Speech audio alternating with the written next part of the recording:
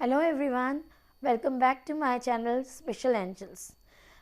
In this channel, we discuss the problems associated with our angels. आज मैं आपको कुछ ऐसे इंडिकेटर्स के बारे में बताऊंगी जिससे जानकर आप अपने स्पेशल एंजल्स को समझ सकेंगे।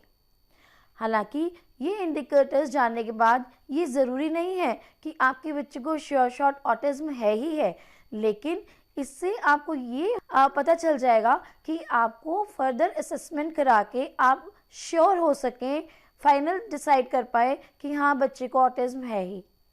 ध्यान दीजिए, अगर बच्चा ये एक्टिविटीज़, ये इंडिकेटर्स बार बार फ्रीक्वेंटली रिपीट करता है तो ये आपके लिए एक अलार्मिंग सिचुएशन है और आपको as soon as possible assessment कराना चाहिए और ये कंफर्म कर लेना चाहिए बच्चे को ये प्रॉब्लम है। अब अगर पता चल जाता है कि बच्चे को प्रॉब्लम है, बाय गॉड फॉरबिड ऐसा पता चलता है, तो उसके लिए क्या टेक्निक्स हैं, क्या स्टेप्स फॉलो करने चाहिए, अपने अपकमिंग वीडियो में बताऊंगी। But before we proceed, please like, share and subscribe our channel. आपका सब्सक्रिप्शन हमें ये मोटिवेट करता है कि हम ऐसे और इन्फॉर्मेटिव वीडियोस बनाएं और इंस्पायर हो सकें। And your valuable comments are also welcomed. This really inspires a lot. तो चलिए डिस्कस करते हैं उन 10 इंडिकेटर्स के बारे में जिससे हमें ये अपने बच्चों के बारे में जानकारी मिल सके कि वाकई बच्चे को ऑटिज्म है कि नहीं है। वाकई हमें ये जानना ज़रूरी है कि नहीं फर्दर कि बच्चे को ऐसी कोई प्रॉब्लम है। फर्स्ट इंडिकेटर है हैंड फ्लैपिंग। हैंड फ्लैपिंग मतलब ऐसे, नॉर्मली छोटे बच्चे ये काम करते ही करते हैं, इस तरह से छोटे बच्चे करते ही करते हैं, but by the age of 3 normally ये बच्चों की आदत छूट जाती है। लेकिन अगर बच्चा रिपीटेडली ये काम करता रहता है, दिन में बार बार करता है, रिपीट करता है, तो it's a matter of concern. जाग जाइए। Point number 2, frequently walking on toes. छोटे बच्चे अपने पैरों के टोज के थ्रू चल सकते हैं, लेकिन फिर वही बात आती है, अगर बच्चा बार बार अपने पैरों के बल पर चढ़ता, अपने उंगलियों के बल पर चलता है और रिपीटेडली करता है, 3 इयर्स की एज क्रॉस होने के बाद भी ये बार बार करता है, तो फिर हमें ध्यान देना चाहिए। Point number 3, repetitive head banging.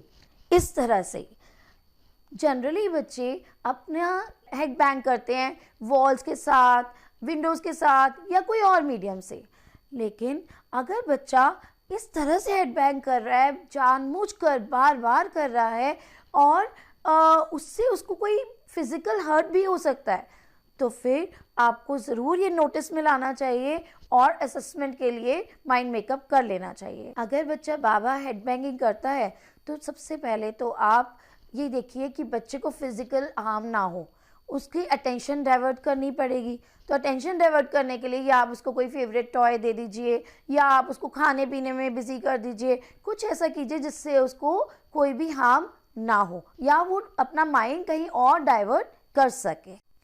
Point number 4, consistent फसीनेस और screaming eight public places. Generally बच्चे, हर तरह का बच्चा ये स्क्रीमिंग करना, पब्लिक प्लेस पर लेट जाना, चिल्लाना, अपनी ज़िद बनवाने के लिए टेंट्रम्स करते ही करते हैं। तो ऐसा बिल्कुल ज़रूरी नहीं है कि बच्चा अगर ऐसा कर रहा है तो वो ऑटिस्टिक है ही है। नहीं, जब तक 2-4 सिम्टम्स मैच नहीं करते हैं हमें डरने की ज़रूरत नहीं है। बट अगर बच्चा अपनी ज़िद मनाने के लिए और उसके फेवरेट चीज़ पाने के बाद भी ये बार बार कर रहा है, नहीं नॉर्मल हो पा रहा है, तो it's a matter of concern. तो उस टाइम पर तो आप बच्चे को उसका फेवरेट टॉय दिला दीजिए या कुछ खाने पीने को दे दीजिए, कहीं एंगेज कर दीजिए ताकि वो बिजी हो जाए, अपनी स्क्रीमिंग से अलग हट जाए, कोई झूला झुला दीजिए या कुछ भी ऐसा। और बाद में आप सोचिए कि क्या बच्चा ये फ्रिक्वेंटली कर रहा है, अगर हाँ तो फिर से ध्यान देने की ज़रूरत है। Point number 5, pouring drinks back and fourth. Pouring drinks, बच्चे ग्लास लिया, उसके अंदर ड्रिंक्स को ऐसे अलट पलट कर रहा है, जैसा मैंने पहले भी कहा कि ये एक्टिविटीज़ नॉर्मल बच्चे भी करते हैं, सारे बच्चे करते हैं, ठीक है। बच्चा कर रहा है बार बार रिपीटेडली, एक ग्लास से दूसरे ग्लास में, दूसरे से पहले ग्लास में, तीसरे ग्लास में, इस तरह से जिंगल अप कर रहा है। लेकिन अगर बच्चा 3-4 मिनट के बाद भी बोर नहीं होता है और उसको करे जा रहा है, फिर थोड़ी देर बाद फिर से आता है, फिर यही एक्टिविटी शुरू कर देता है, फिर थोड़ी देर बाद आया, फिर एक्टिविटी शुरू कर, मतलब बार बार कर रहा है, तो ध्यान दीजिएगा। ये सबसे इम्पॉर्टेंट बात है पेरेंट्स कि आपको अपना टेम्पर लूज़ नहीं करना, क्योंकि ऑटिस्टिक बच्चे जानबूझकर ऐसा नहीं करते हैं। उनका एक अपनी दुनिया है, अपना एक वर्ल्ड है, वो अपने वर्ल्ड में रह के ही खुश होते हैं। हमें उन्हें उनकी दुनिया से बाहर लाना है, अपने वर्ल्ड के साथ मैच करना है, ताकि वो बिल्कुल बाकी बच्चों की तरह ही बिहेव कर सकें। गुस्सा बिल्कुल नहीं करना है, शॉर्ट टेम्पर नहीं होना है, और पेशेंटली इस चीज़ को डायग्नोसिस करवा कर उसका सॉल्यूशन फाइंड आउट करने की कोशिश करनी है। ध्यान रहे, जैसे ही आपको 3-4 सिम्टम्स लगते हैं कि ऐसे हो रहे हैं, तो आप असेसमेंट के लिए किसी भी साइकोलॉजिस्ट या क्लिनिकल साइकेट्रिस्ट के पास जाइए और बात कीजिए। ये थे 5 सिम्टम्स।